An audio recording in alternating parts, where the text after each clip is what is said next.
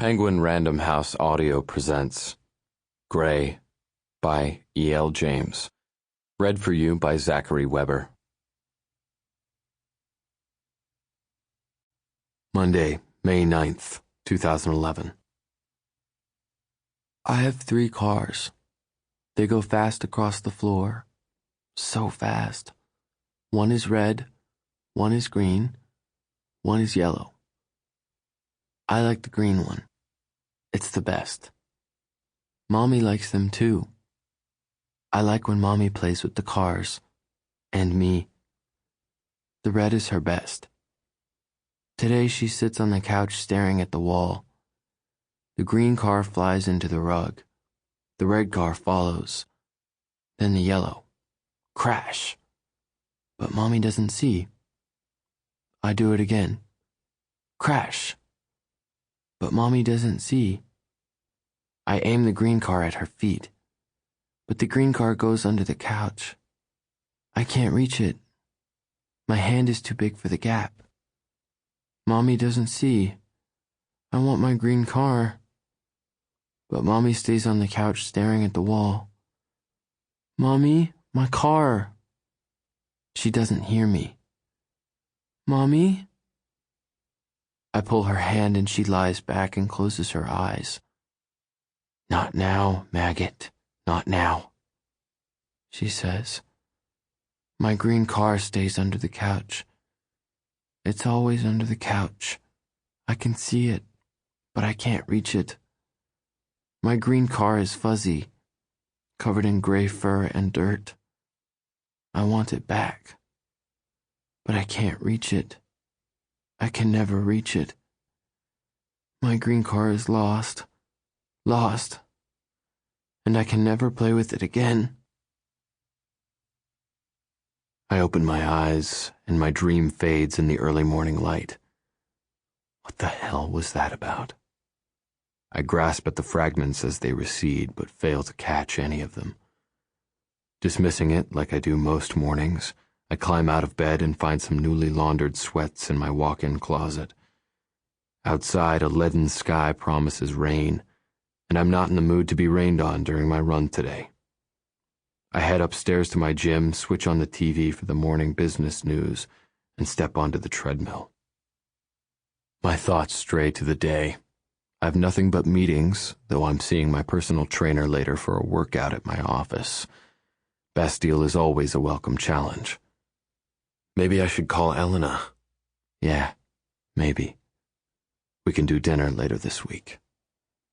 I stop the treadmill, breathless, and head down to the shower to start another monotonous day.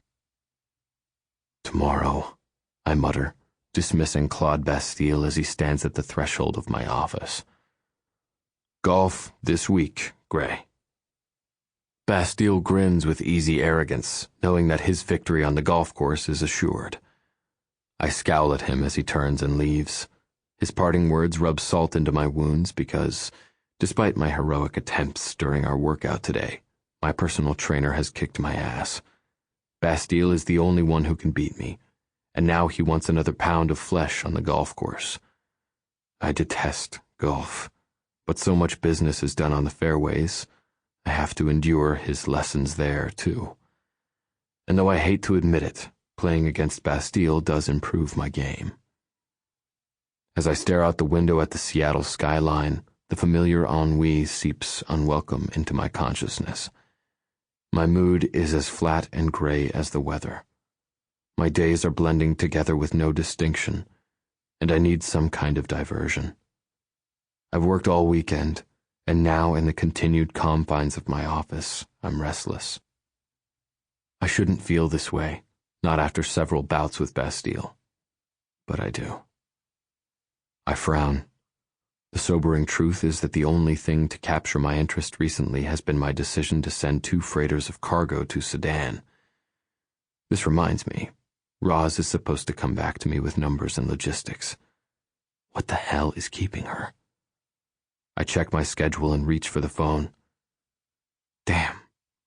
I have to endure an interview with the persistent Miss Kavanaugh for the WSU student newspaper. Why the hell did I agree to this? I loathe interviews, inane questions from ill-informed, envious people intent on probing my private life. And she's a student. The phone buzzes. Yes, I snap at Andrea, as if she's to blame. At least I can keep this interview short. Miss Anastasia Steele is here to see you, Mr. Gray. Steele? I was expecting Catherine Kavanaugh. It's Miss Anastasia Steele who's here, sir. I hate the unexpected. Show her in. Well, well, Miss Kavanaugh is unavailable. I know her father, Eamon, the owner of Kavanaugh Media. We've done business together, and he seems like a shrewd operator and a rational human being. This interview is a favor to him, one that I mean to cash in on later when it suits me.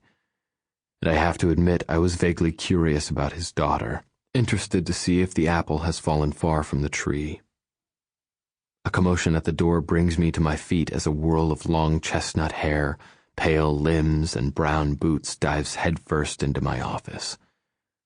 Repressing my natural annoyance at such clumsiness, I hurry over to the girl who has landed on her hands and knees on the floor. Clasping slim shoulders, I help her to her feet. Clear, embarrassed eyes meet mine and halt me in my tracks. They are the most extraordinary color, powder blue and guileless, and for one awful moment I think she can see right through me, and I'm left exposed. The thought is unnerving, so I dismiss it immediately. She has a small, sweet face that is blushing now, an innocent pale rose. I wonder briefly if all her skin is like that, flawless, and what it would look like pink and warmed from the bite of a cane. Damn.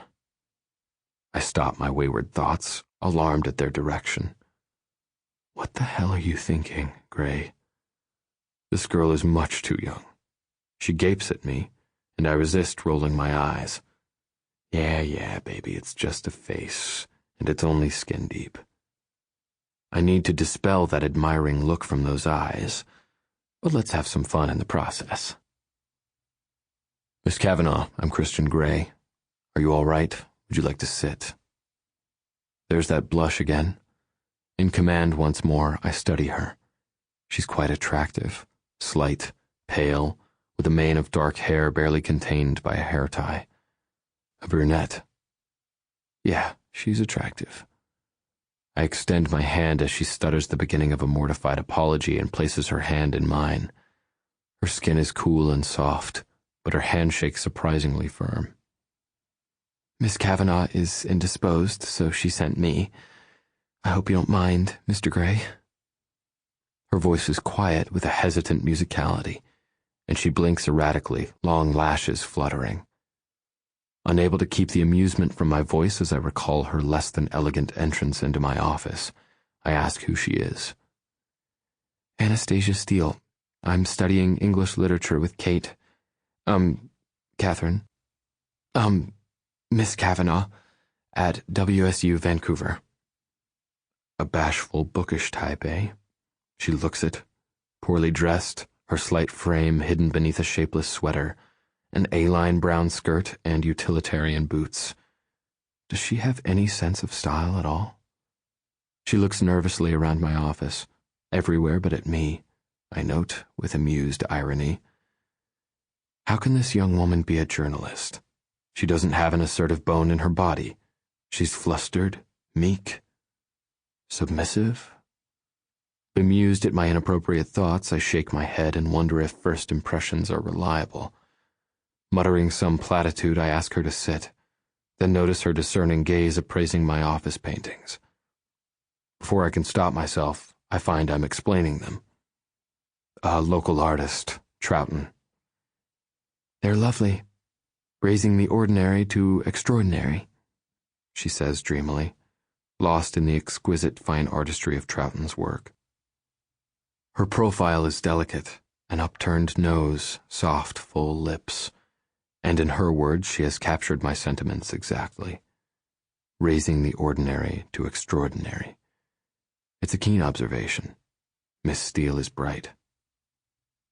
I agree and watch, fascinated, as that flush creeps slowly over her skin. Sample complete. Ready to continue?